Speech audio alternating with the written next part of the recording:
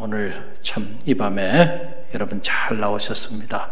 여러분의 선택이 아름답습니다. 오늘 이 시편의 말씀을 통해서 하나님께서 우리 가운데 놀라운 축복의 메시지를 허락하여 주고 계신데, 여러분이 이 말씀의 주인공이 되길 간절히 바랍니다.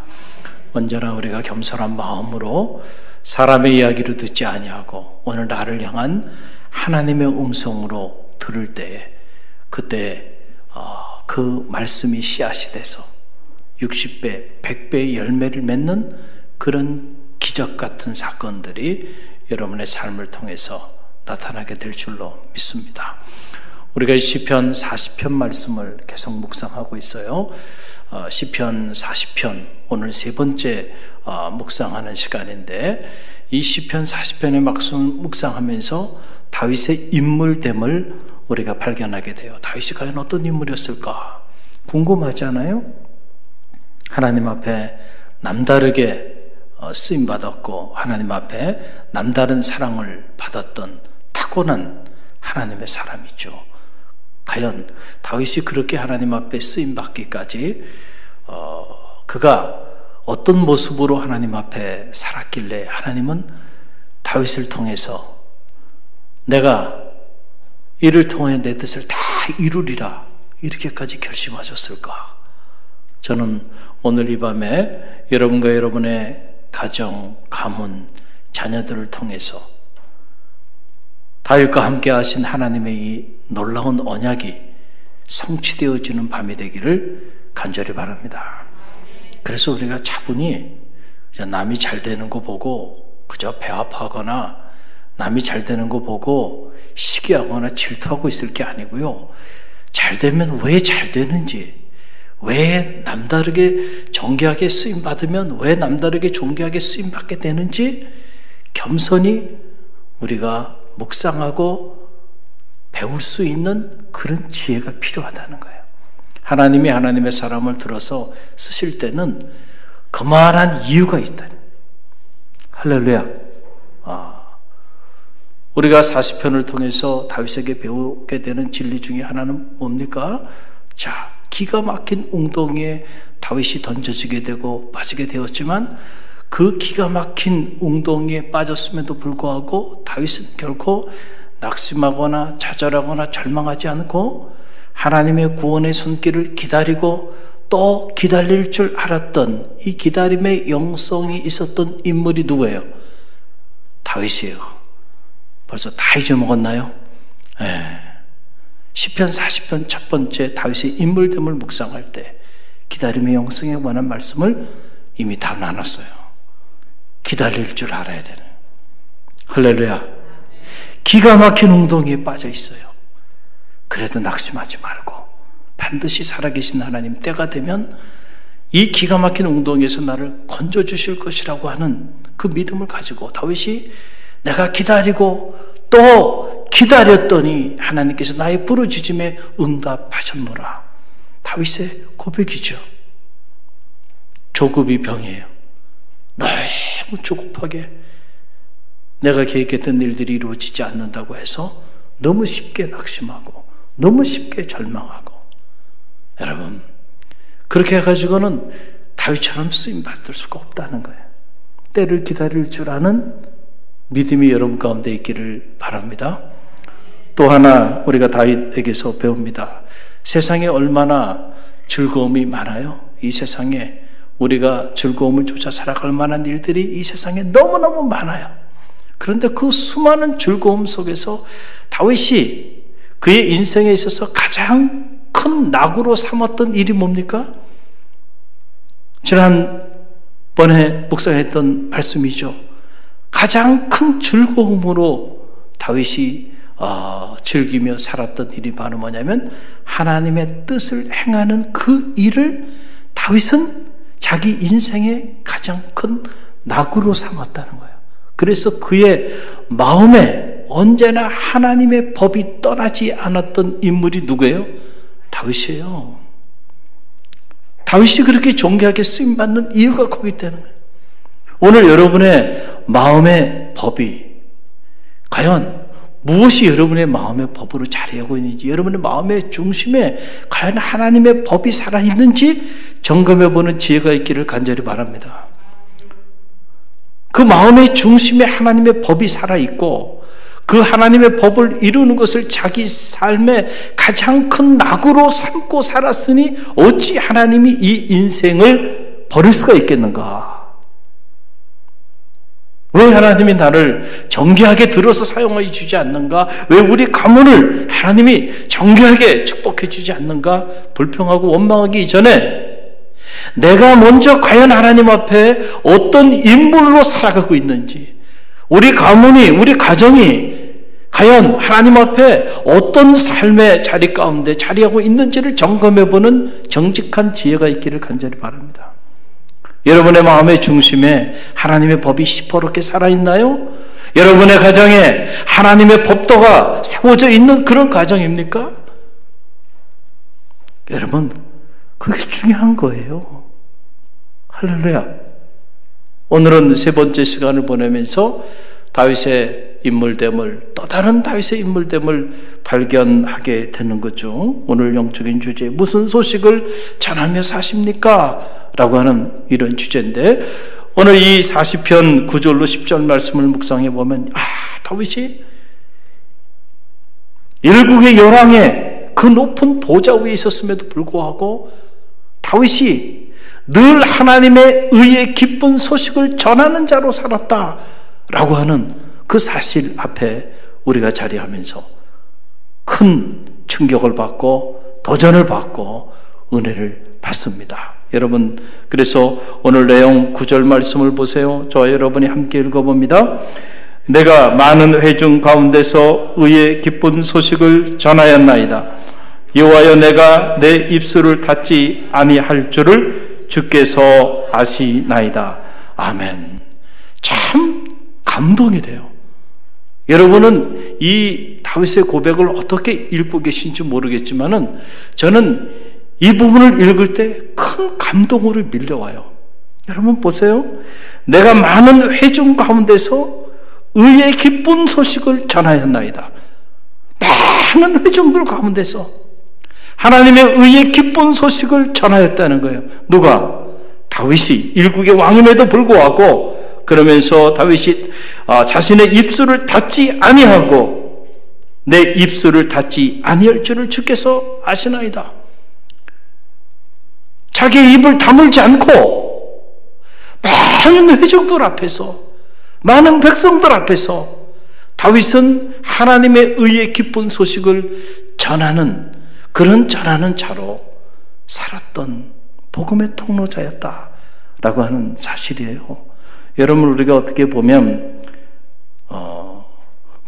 충분히 그럴 수 있지 않겠는가? 하나님이 그렇게 높은 보좌에 세워주셨고 그렇게 높은 위치에 있고 다윗보다 더 높은 자리에 있는 사람이 없을 정도로 다윗이 가장 높은 보좌에 있었으니까, 자기 마음대로 다 할 수 있었으니까 그 높은 보좌에서 얼마든지 하나님의 의의 기쁜 소식을 많은 사람들에게 전하며 사는 것이지 뭐 그게 대단한 일일까? 우리는 이렇게 생각할 수 있어요. 그러나 여러분, 이 말씀을 우리의 실제적인 삶의 자리에 적용해 보면요, 결코 쉬운 게 아닙니다. 이게 결코 쉬운 게 아니에요.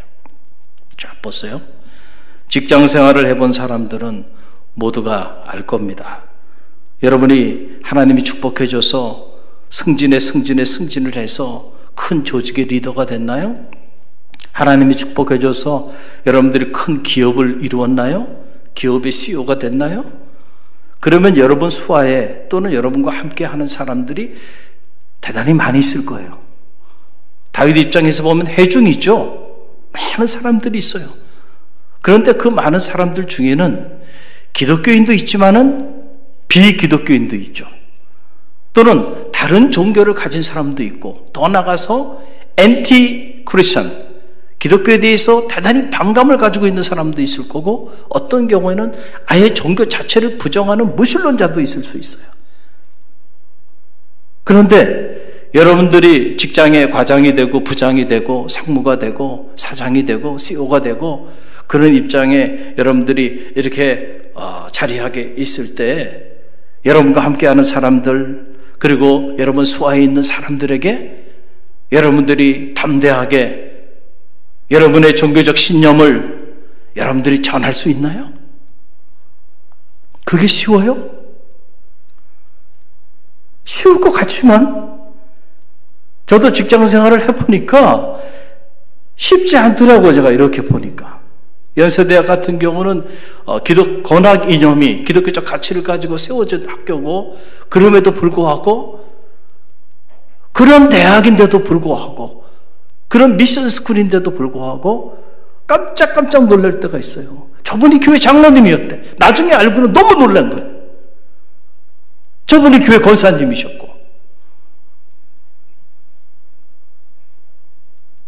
본인이 그걸 드러내지 않고요. 기독교인이 되지 않으면은 교직원이 될 수 없으니까 다 크리스찬인 것은 다 알고 있는데, 그렇게 교회 중직자인지는 전혀 몰랐던 거예요. 왜냐하면 자기를 그렇게 나타내지 않아요. 그러니 하물며 이런 미션 스쿨이 아닌 일반 대학 안에는 어떨까?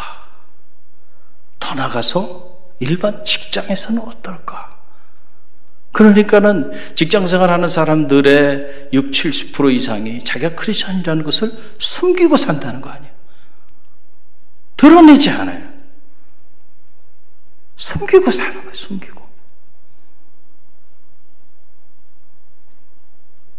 결코 쉬운 일이 아니란 말이에요. 여러 가지 이유가 있죠. 내가 크리스천이라고 하는 것을 말을 했을 경우에 내가 크리스천다운 삶을 살아야 되는 부분이 있는데 자신이 없는 거예요. 그래서 크리스천이 아닌 것처럼 그렇게 살아가는 거예요. 그냥 세상 속에서는. 교회에 오면은 거룩한 하나님의 사람이고 직분자들이야.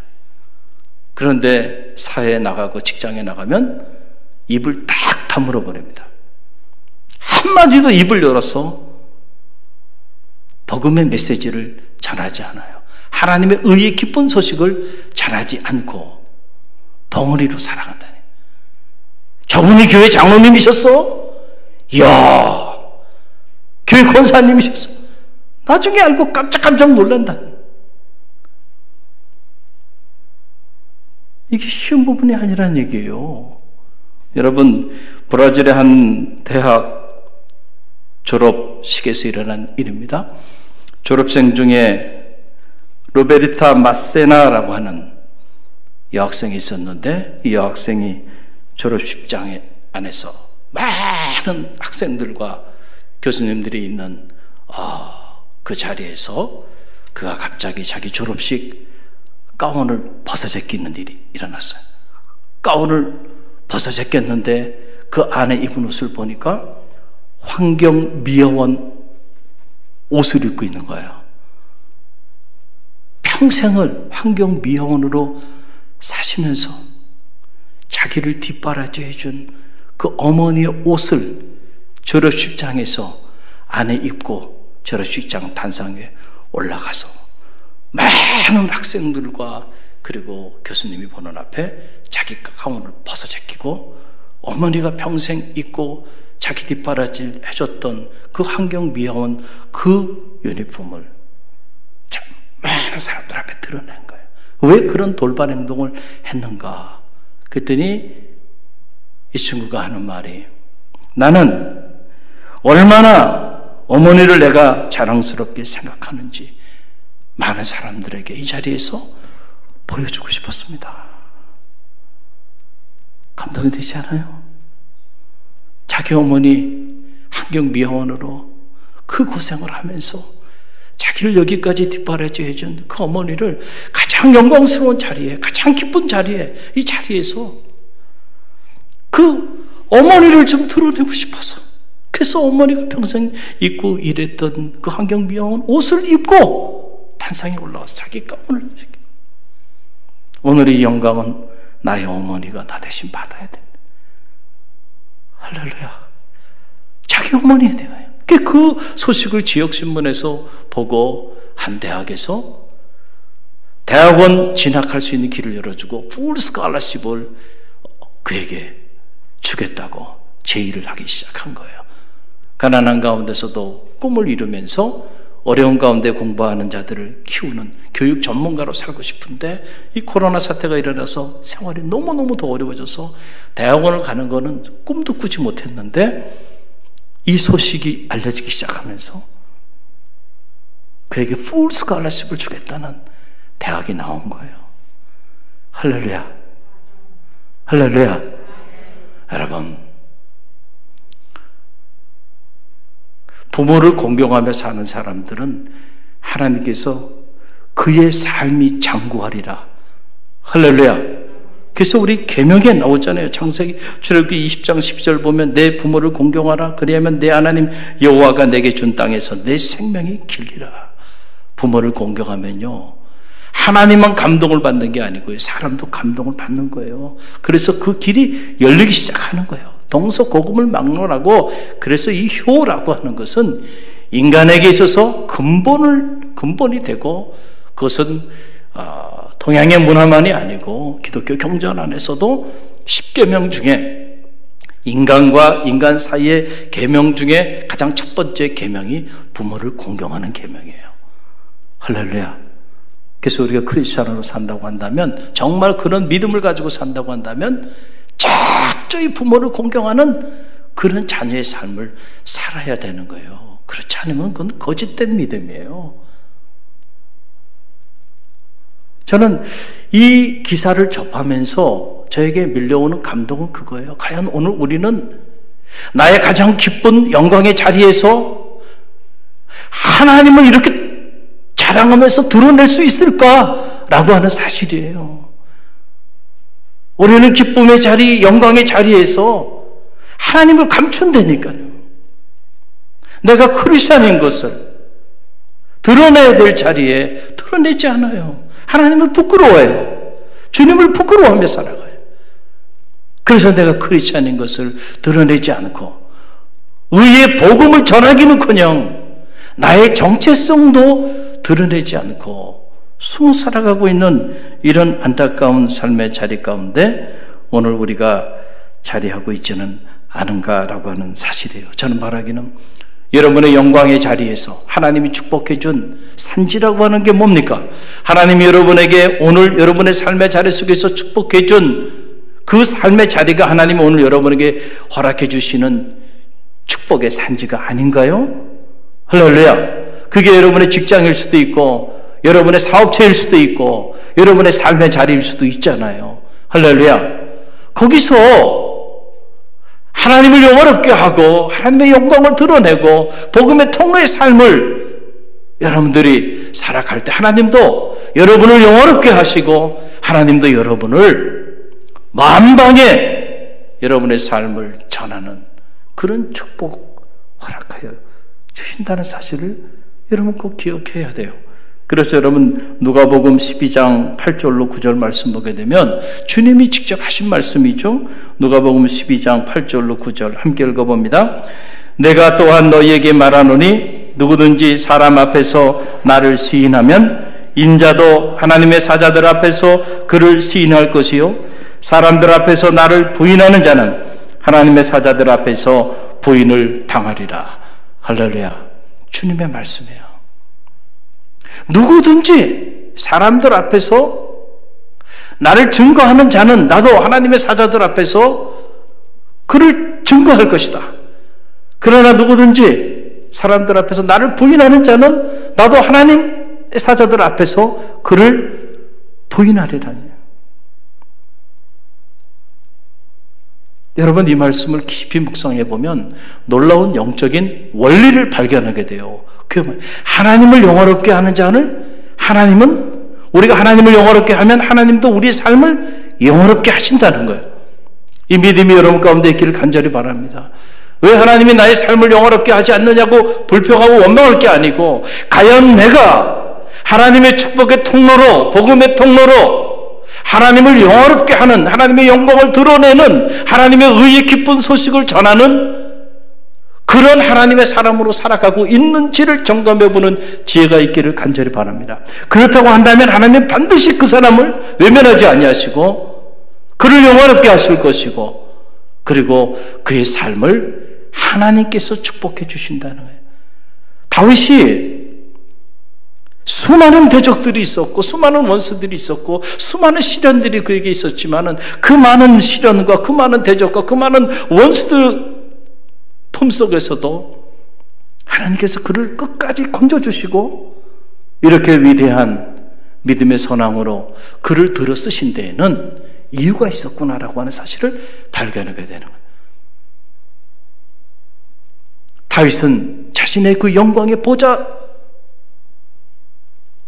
하나님의 의의 깊은 소식을 전할 줄 아는, 자기의 입을 다물지 않고 그 입을 열어 하나님의 영광을 드러낼 수 있었던 그런 인물이었기 때문에 하나님이 다윗을 그렇게 영화로운 존재로 들어쓰셨다라고 하는 사실이에요.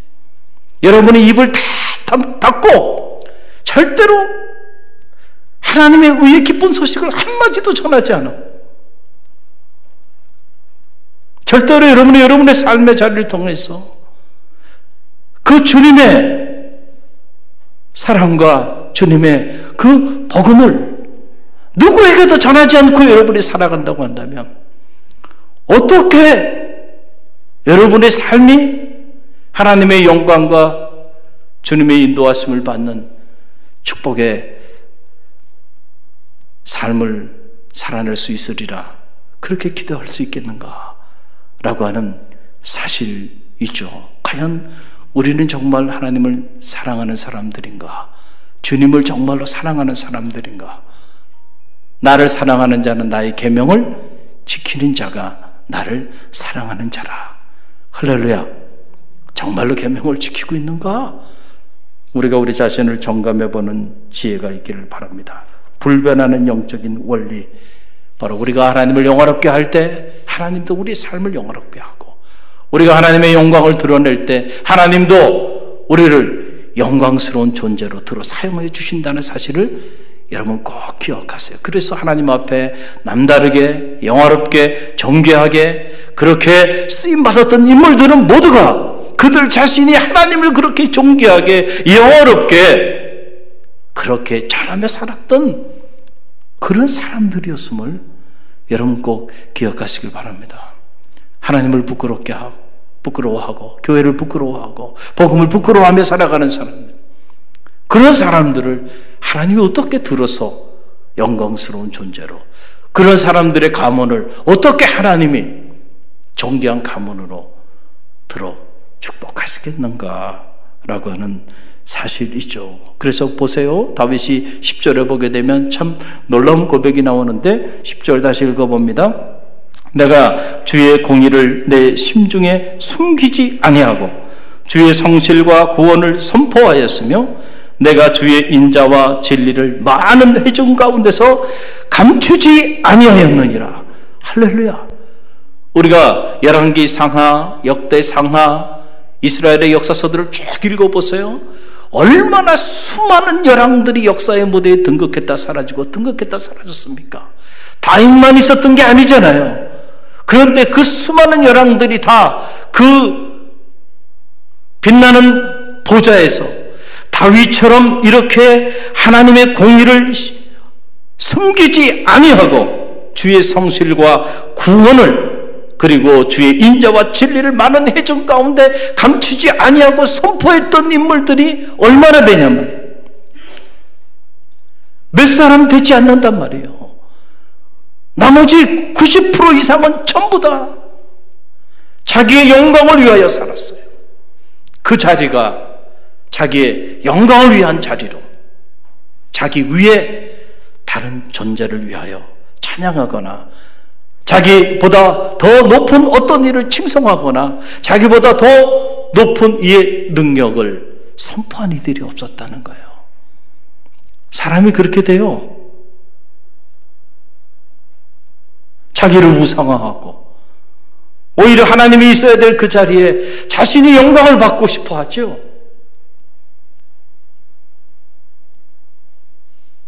다윗처럼 어린아이가 돼서 주의 성실과 주의 인자와 주의 구원과 주의 능력을 감추지 아니하고 모든 백성들 앞에 그렇게 선포하고 또 선포하며 나간다는 일, 결코 쉬운 일이 아니죠. 할렐루야. 다윗이 이렇게 살았으니까 어떻게 하나님이 그 이스라엘에 수많은 열왕들이 있었지만 다윗을 버릴 수가 있었겠는가? 그래서 다윗을 정귀한 자로 들어 사용하여 주신 거예요. 여러분, 코로나 재앙을 맞이하면서 많은 현상들이 우리 안에 일어나게 있죠. 코로나 사태가 장기화되다 보니까 여러분, 교회마다 이제는 복음을 전하고 주님을 드러내는 일, 교회에 주님의 피로 값주고 사신 몸된 교회를 자랑하는 일, 이런 일들이 한순간에 싸늘하게 사라져버리고 말았어요. 여러분, 언제나 마지막 때에는 환난이 있고 핍박이 있고요. 세상은 여전히 악하기 때문에 이 악한 세대에 있어서 하나님과 하나님의 공동체가 다 인정을 받을 거라고 생각하면 안 돼요. 그것 자체가 어떻게 보면 또한 잘못된 생각이에요. 우리가 아무리 옳고 의롭게 살아도요, 거룩하고 경건하게 살아도 여전히 핍박이 있고 환난이 있고요, 어려움이 있을 수밖에 없어요. 왜냐하면 아직 세상은 악하기 때문에 빛의 자녀들이 때로는 어려움을 당하는 거예요. 그러나 너희가 세상에서 환난을 당하나 담대하라. 내가 세상을 이기었노라 그랬잖아요, 주님께서. 할렐루야. 이 어두운 세상을 변화시켜야 되는 영적인 책무가 오늘 우리에게 있죠. 특별히 이 코로나 재앙으로 얼마나 많은 사람들이 마음이 무너지고 삶이 무너지고 그의 영혼이 무너져 내리고 있나요? 이럴 때일수록 생명의 말씀이 그들에게 필요한 게 아닐까요? 이럴 때일수록 우리가 복음을 전해야 될 때죠.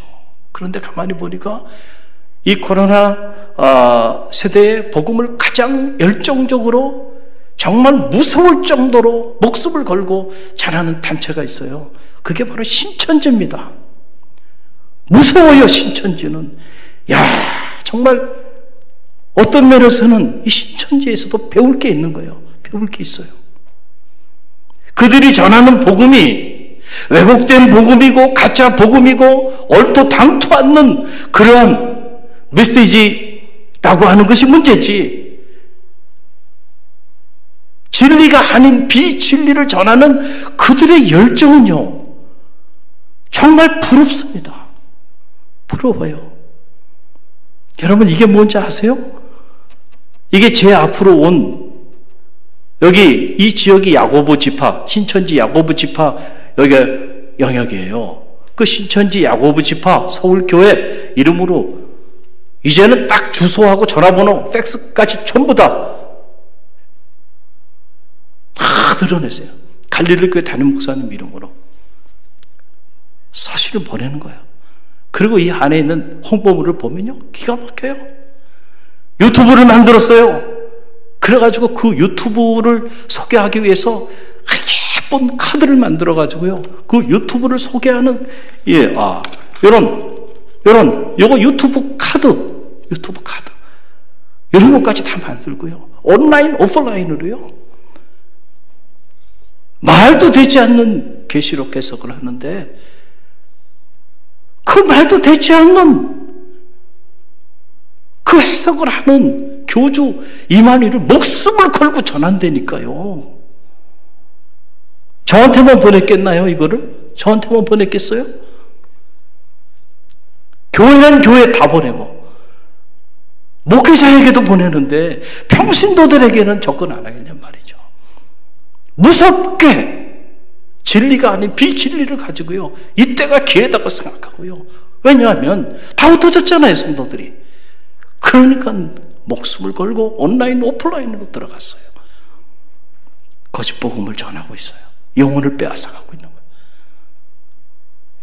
자, 이런 걸 보면 어떨 때예요? 그럼 우리는 뭐 하고 있는지 말이죠.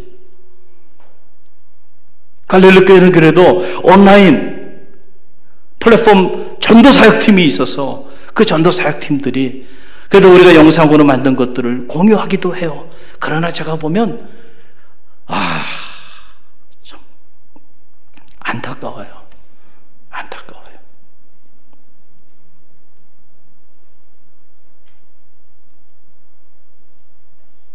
환난이 있고 어려움이 있을 때는 어떻게 보면 복음이 더 우리 모두에게 필요한 때인데, 길이요 진리요 생명이 되시는 그 주님을 전해야 될 때인데, 그때가 더. 그런데 우리가 그런 것들을 전부 다 내려놓고 그러고 오히려 이런 진리가 아닌 비진리를 전하는 사람들이 팔을 치면서 이들이 목숨을 걸고 이제는 교회 안으로, 이제는 주의 종들에게까지 막 공격을 해가면서 온라인 오프라인으로 전후방 개념이 없이 막 이렇게 거세게 영혼들을 빼앗아가고 있는데, 우리가 복음을 전하지 않고 살아가고 있다고 한다면 여러분 얼마나 안타까운 일이 될 수 있겠는가라고 하는 사실입니다. 오늘 여러분은 무엇을 전하며 사십니까? 오늘 하루를 사시면서 여러분이 과연 여러분의 입술로 누군가에게, 여러분이 많은 사람들을 만났을 거예요. 그리고 누군가와 여러분들이 많은 말을 하고 대화를 하며 살았을 텐데, 그 대화 속에 과연